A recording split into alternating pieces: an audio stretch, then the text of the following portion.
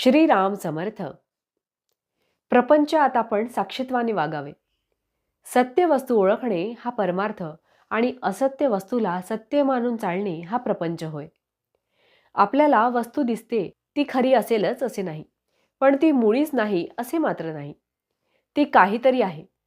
एका दृष्टीने सत्य वस्तू अशी आहे की प्रत्येकजण जे गुण त्या वस्तूला लावतो ते सर्व गुण तिच्या ठिकाणी आहेतच.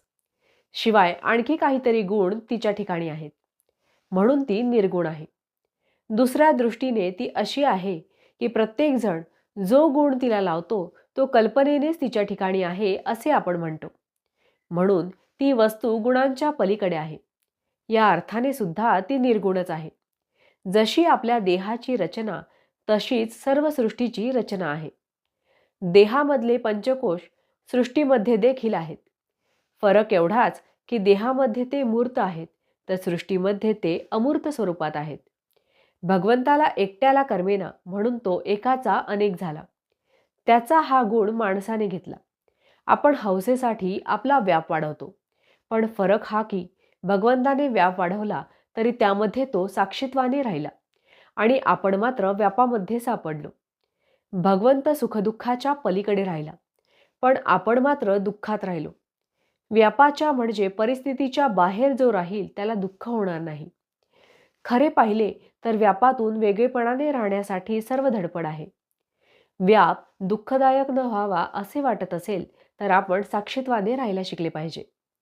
आपण जगामध्ये व्याप वाढवतो, तो आनंदासाठी वाढवतो, पण भगवंताच्या व्यतिरिक्त असणारा आनंद हा कारणावर अवलंबून असल्याने ती कारणे नाहीशी झाली की तो आनंद मावळतो. यासाठी तो आनंद अशाश्वत होय, म्हणून खरा आनंद कोठे मिळतो ते पाहावे. जगणे म्हणजे शरीरात चैतन्य असणे होय. चैतन्य हे केवळ सच्चिदानंदात्मक आहे, म्हणून जोपर्यंत आपण जिवंत आहोत तोपर्यंत स्वाभाविक आनंद असलाच पाहिजे. हा आनंद आपण भोगावा. ब्रह्मानंद आणि सुषुप्ती यामध्ये फरक आहे. ब्रह्मानंद हा आहेपणाने आहे तर सुषुप्तीचा आनंद हा नाहीपणाने आहे.